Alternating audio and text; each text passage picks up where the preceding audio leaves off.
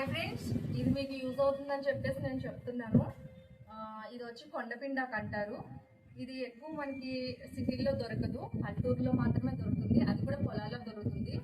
So మా ఇంట్లో కూడా ఒకటి, అంటే మా హస్బెండ్కి స్టోన్స్ ఉండడం వల్ల మా తమ్ముడు అయితే కనుక పల్లెటూరు వెళ్ళి తీసుకొని వచ్చాడు. ఇది పనసపాడు వెళ్ళి తీసుకొని వచ్చాడు అనమాట. దీన్ని మనం ఇలా తెచ్చుకున్న తర్వాత ఇదిగోండి ఇలా ఆకులు తీసుకోవాలి. ఇలా తీసుకొని బాగా ఒలుచుకోవాలి. ఇది సరిగ్గా ఒలవలేదు, మా మరదలుని మా అమ్మ ఒలిచారు. వాళ్ళైతే కనుక నీట్గా తీయలేదు, ఇలా వదిలేశారు. మీరైతే నీట్గా తీసుకోండి. అంటే ఎక్కువ ఉండడం వల్ల వాళ్ళకి ఎక్కువ తీయలేకపోయారు అనమాట. సో ఇదిగోండి ఇంతవరకు ఒలిచారు. ఇదైతే మనం ఎలా తినాలంటే ఏపిడి చేసుకొని తినచ్చు. తోటకూర ఫ్రై ఎలా చేసుకుంటామో అలా చేసుకొని తినచ్చు.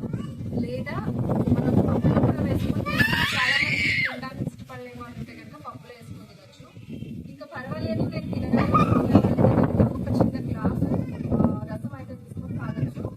దీని వల్ల చాలా ఉపయోగాలు అయితే ఉన్నాయి. తినలేని వాళ్ళు ఎవరైనా ఉంటారేమో అని చెప్పి నేను వీడియో అయితే తీసుకున్నాను. మీరు తప్పకుండా ఈ వీడియోని షేర్ చేయండి. అలాగే చిన్నపిల్లలకు కూడా పెట్టచ్చు. ఇది వాళ్ళ పప్పులో అలాంటి వాటిలో అయితే తింటారు కదా, పెట్టచ్చు తినే వాళ్ళకి అప్పుడప్పుడు కూడా. సో ఇది రక్తానికి కానీ ప్రతి దానికి మనకి బాగా యూజ్ అవుతుంది. స్టోన్స్కి అయితే మరీ బాగా యూజ్ అవుతుంది. మాకు చాలా మంది